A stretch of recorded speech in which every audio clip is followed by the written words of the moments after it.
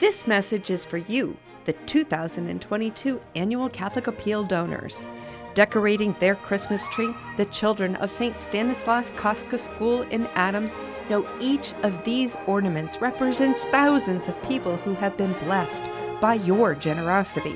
Their lives are changed through the Annual Catholic Appeal ministries and social agencies. Thank you, Annual Catholic Appeal donors. Coming up on this edition of Reel to Reel. As the Catholic Church celebrates the Feast of the Epiphany this weekend, St. Michael's Academy students have a very special gift to share with Reel to Reel. I'm Rebecca Drake, and I'll have the story. Local reaction on the death of Pope Emeritus Benedict XVI. I'm Carolee McGrath. I'll have the story coming up. And a Catholic convert shares his faith journey and his love for the Eucharist. These stories are coming your way next on Reel to Reel. Hello and welcome to Reel to Reel. This past week, the world paid tribute to Pope Emeritus Benedict XVI, who died on New Year's Eve at the age of 95. As Pope Francis celebrated his funeral at the Vatican this past Thursday, bishops around the world remembered the pontiff through special masses.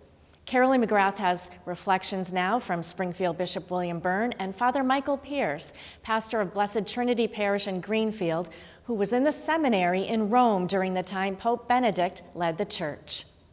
Today we gather on the day that our Pope Emeritus Benedict was buried to offer our own Mass here for his soul. On Thursday, Bishop William Byrne celebrated the 1210 Mass at St. Michael's Cathedral in Springfield, offering the Mass for Pope Emeritus Benedict XVI in solidarity with Pope Francis and the entire Church. Pope Emeritus Benedict died on New Year's Eve at the age of 95. As masses were offered around the world, Pope Francis celebrated the funeral Mass at St. Peter's Square for his predecessor. In 2005, then Cardinal Joseph Ratzinger was elected the 265th Pope following the death of Pope St. John Paul II. He retired in 2013. He was the first pope in 600 years to do so, citing his age and strength to carry on in the role. As a priest, he took part in the Second Vatican Council. Under Pope John Paul II, he was appointed prefect of the Congregation for the Doctrine of Faith. Pope Benedict is known for his extensive writing and understanding of theology and philosophy. And so he brought a profound theological insight into our church. He was the one that helped us explain the new evangelization to the world and to proclaim Christ anew through his own call to do that. All week across the Diocese of Springfield, priests offered prayers for Pope Emeritus Benedict. Many churches, including Our Lady of the Sacred Heart and Immaculate Conception, both in Springfield, displayed his picture. Pope Benedict spoke quite a bit and wrote extensively on the dignity of the human person, reminding Catholics that we must always be pro-life and that we're called to stand for the defenseless, the unborn, the elderly, those who are gravely ill, and all who are vulnerable, even when that's uncomfortable to do. But here's what Pope Benedict said on comfort. The world offers you comfort, but you were not made for comfort. You were made for greatness. Pope Benedict spoke to that truth which needs to be safeguarded because his own experience with Nazism, his own experience of the world, especially with relativism that starts to change the meaning of the human person, the meaning of truth, that created difficulties when it comes to the dignity of the human person. Father Michael Pierce, pastor of Blessed Trinity Parish in Greenfield, was a seminarian at the Pontifical North American College in Rome from 2009 to 2013, while the late pontiff led the church. As a seminarian, we were able to have the occasion to visit with him when we celebrated the 150th of our seminary. The seminary was established in 1859, so in 2009, we were able to celebrate and mark that occasion with Pope Benedict, who spoke to us about the teachings of the Church and spoke to us about giving witness here in the United States in a special way to that message of the gospel. As a deacon, Father Piers was able to serve at Mass with the late Pope. Pope Benedict was known as being a defender of the faith. His whole life was ordered towards communicating the joy of that faith, the truth of that faith, the mystery of that faith. And certainly speaking in a world as complex as ours is today, speaking in the particular circumstances and challenges that we deal with, both personally and as a church universal, that can be a challenging task. But Pope Benedict, I believe, really aspired to bring the teachings of the faith in clarity, in precision, but also with joy. And he did that until the end.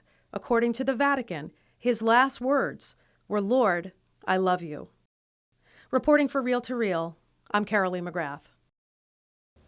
As the last pope who attended the Second Vatican Council, many generations to come will benefit from his understanding of the faith and will be inspired to lead by his example. May he rest in peace. And still to come on Reel to Reel, Dan Dumas has news from around the Diocese of Springfield. And Rebecca Drake shares how students at St. Michael's Academy in Springfield mark the Christmas season with joyful hearts and voices. It's all still ahead on Reel to Reel. Like Catholic TV on Facebook.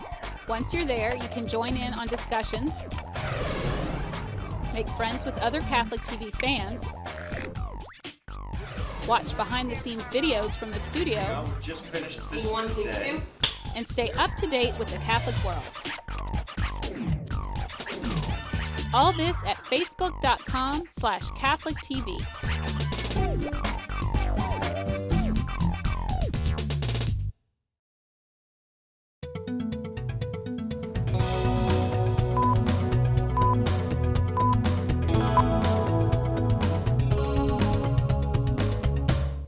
I'm Dan Dumas with your Reel to Reel news briefs.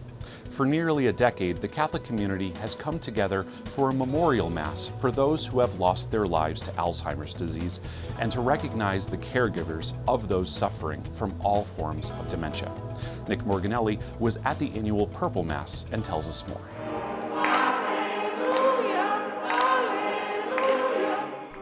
The 9th annual Purple Mass was celebrated by Monsignor Christopher Connolly at St. Michael's Cathedral in Springfield on November 20th.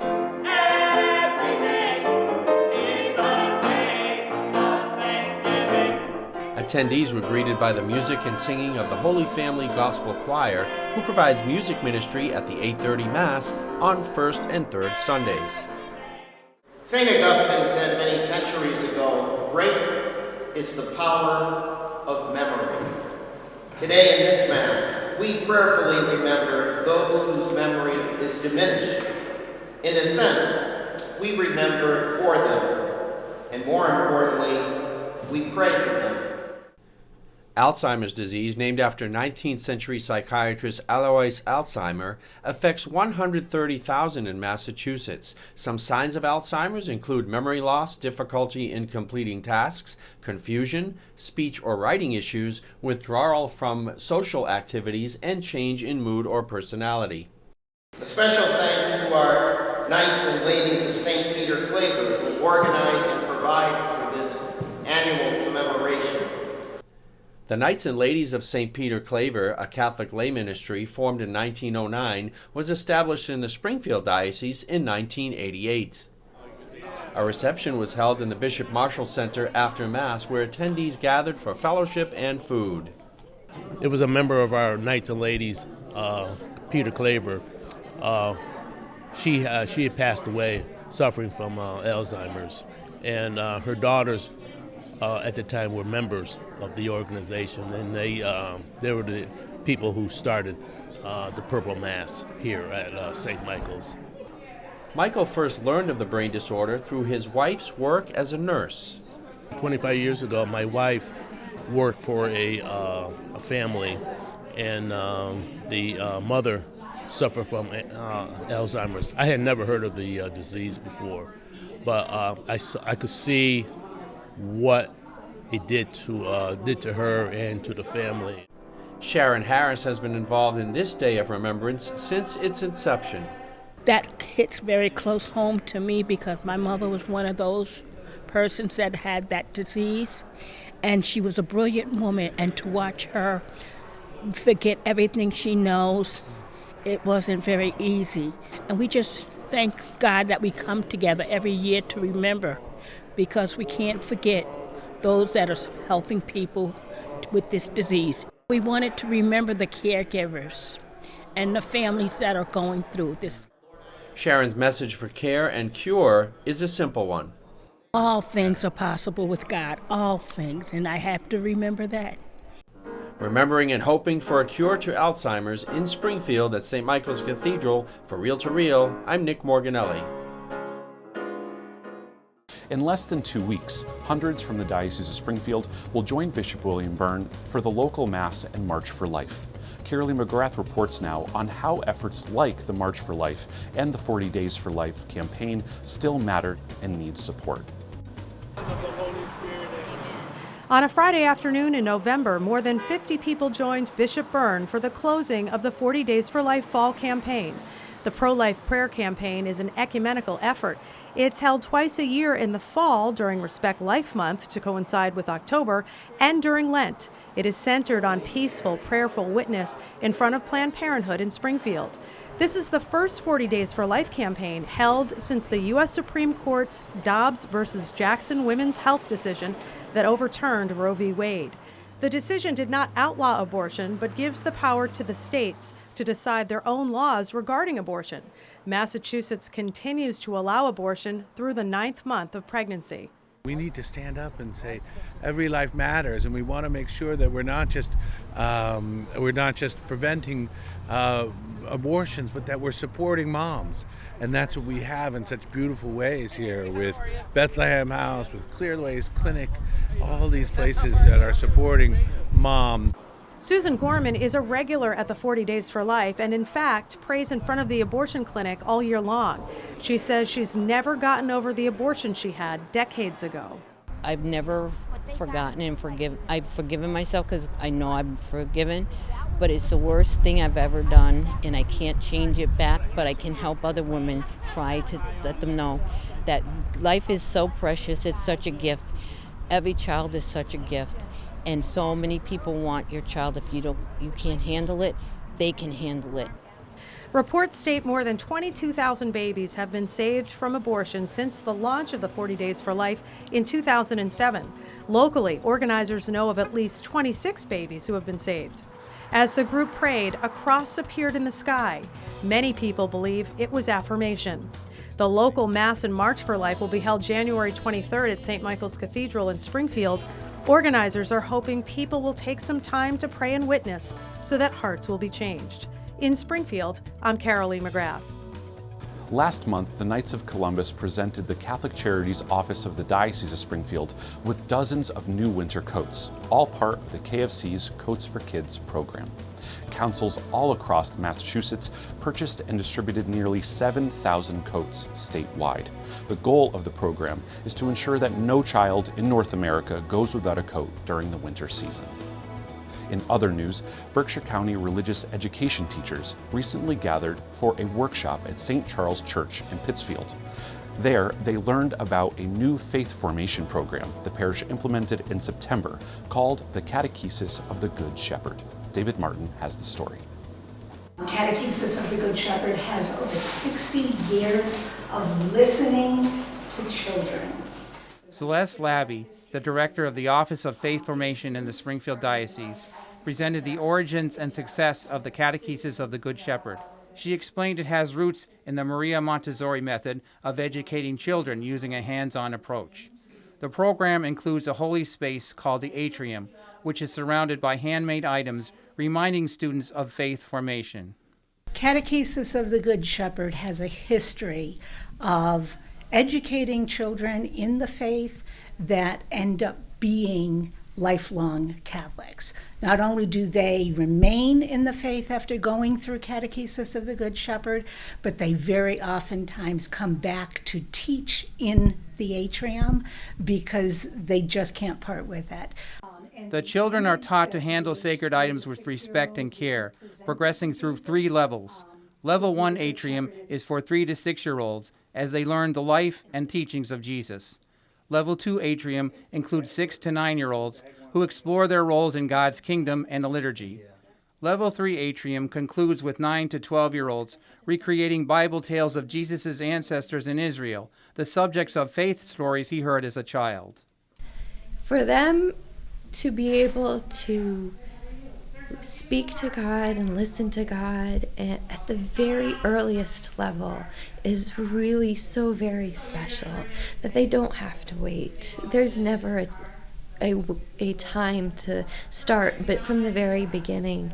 And so it's just such a privilege to be able to work with them and to see them blossoming.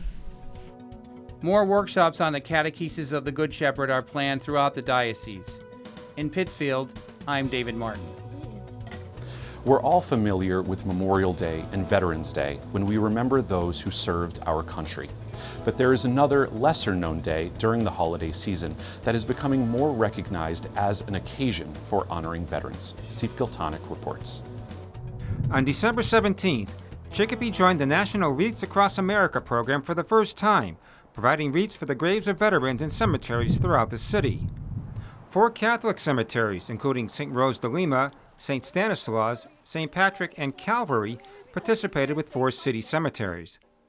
Locally, the Massachusetts Veterans Memorial Cemetery in Agawam has honored veterans during the holiday season for the past 11 years. Wreaths Across America is a national project that began in 1992 when the owner of the Worcester Wreath Company of Maine sent surplus wreaths to Arlington National Cemetery. It has grown since then to over 3,400 locations across the U.S. The program's mission is to remember the fallen, honor those that serve, and teach the next generation about the value of freedom.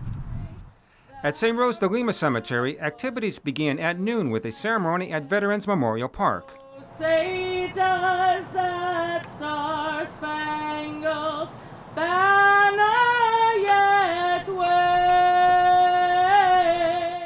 Father William Turigny, pastor of St. Rose de Lima Parish, led those who attended in prayer as wreaths were laid at each of the 6 service flags and the POW MIA Memorial. Members of the St. Rose de Lima Girl Scout troop participated in the wreath laying, along with the National Junior Honor Society. Well, as a Girl Scout, we make the promise to serve God and our country, so it's an honor to be able to pay the respects to the people who risk their lives to save our country. Gail Boone coordinated the St. Rose de Lima Wreath Program. We did a great grassroots effort. We had 1 substantial donation, and then the rest are parishioners, family members, friends of St. Rose. Once you put it on Facebook, you go across the United States, and we have family members from all over the United States who have purchased wreaths, and we raised 594 wreaths.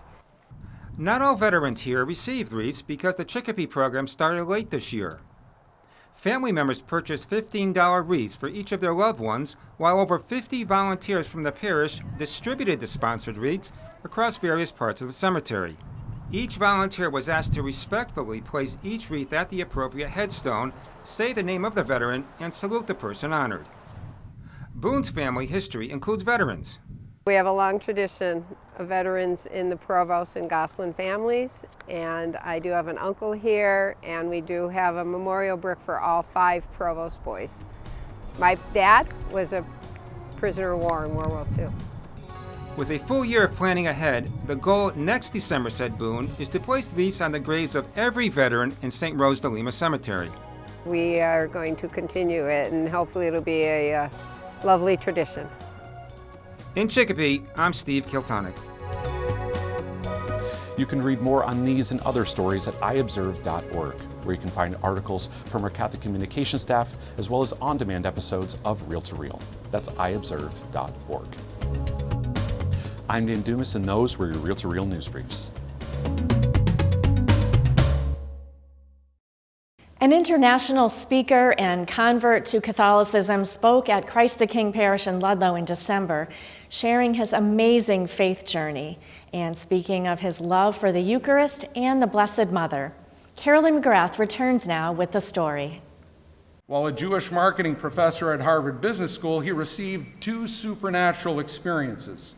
Deacon Michael Forrest introduced his friend, author, and Catholic convert Roy Schoeman at Christ the King Parish in Ludlow in December.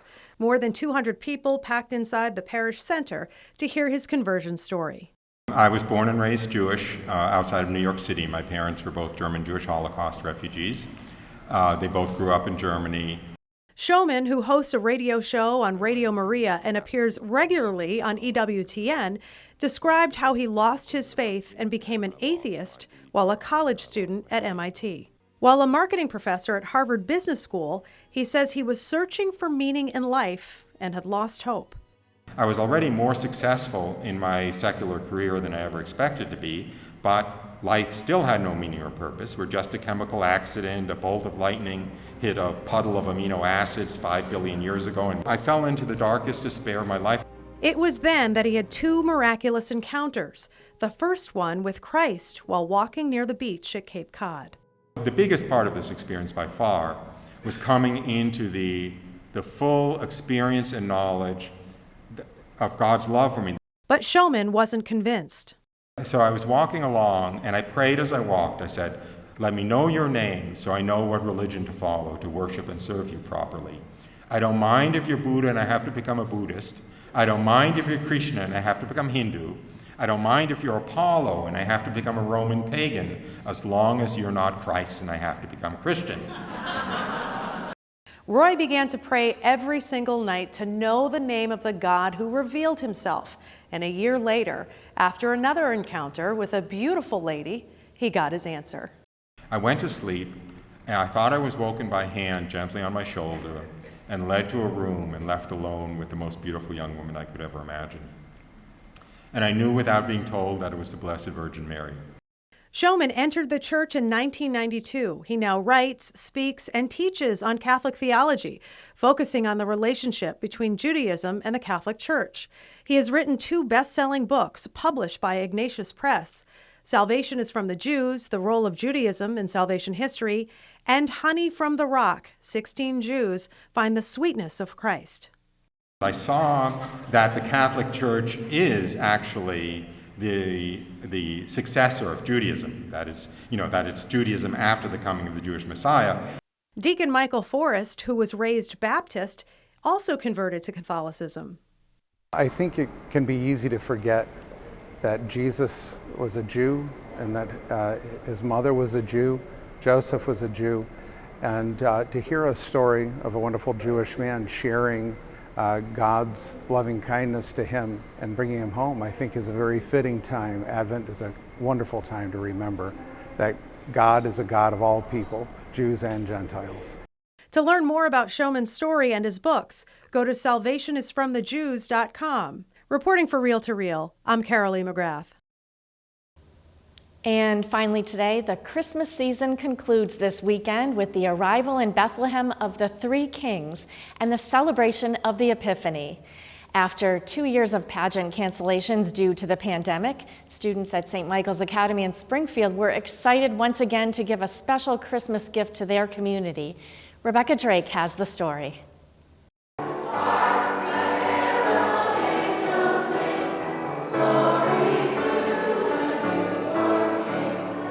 To Bethlehem they came, angels, shepherds, animals, and wise men from afar, to honor the best Christmas present ever, the baby Jesus, the Son of God.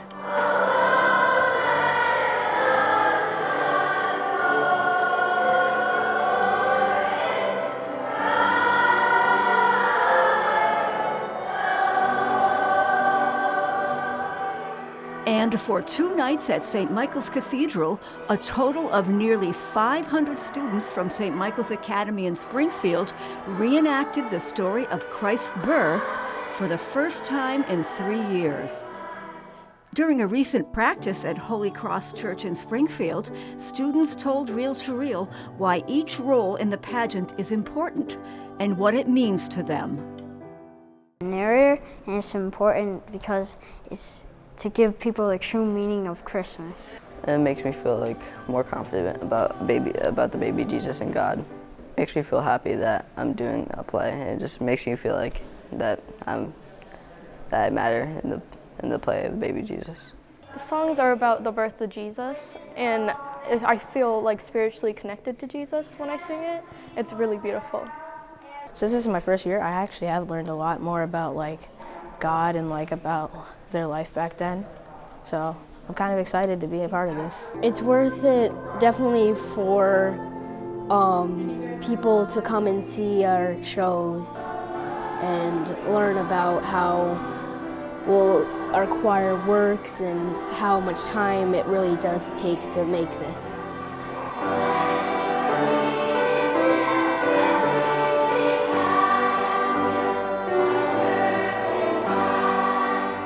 Music teacher Ashley Duplessis has praise for the students' hard work and preparation for the pageant. It's just a joy. I have students tell me all the time they went home and they practiced with the YouTube videos, and I'll walk down the hall and I'll hear teachers practicing with their students, and it's really a joy. Their willingness to work, their enthusiasm, the joy that they bring to all of this is wonderful. Parent Kristen Dion has watched her daughter blossom in the role of narrator. She's gaining a lot of confidence with public speaking. She's been practicing a lot at home, practicing with a microphone and just getting herself prepared for this. And when the weeks of rehearsing are over and the night of the performance arrives, it's time to welcome a very important participant in the pageant, the audience. So our goal is to give a beautiful performance back to the families who contribute so much to the school. And we really enjoy being able to give this Christmas gift to our community. I'm hoping that they're realizing, first off, how much work goes into it, but also how much the students love it and how much they want to do it, and just what a wonderful school community it is. And what do the students want the audience to feel when they watch the pageant? Happy that there's like another pageant this year about the newborn king. Happy for the birth of Jesus, always, and happy for Christmas to come. I would like them to feel very comfortable, and like I would also like them to like feel like this is like a very safe place for them to learn about God. And finally, what will people carry with them when they leave the church after the pageant? Definitely a piece of God.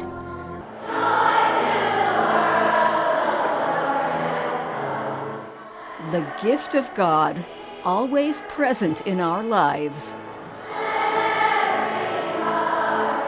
For Real to Real, I'm Rebecca Drake.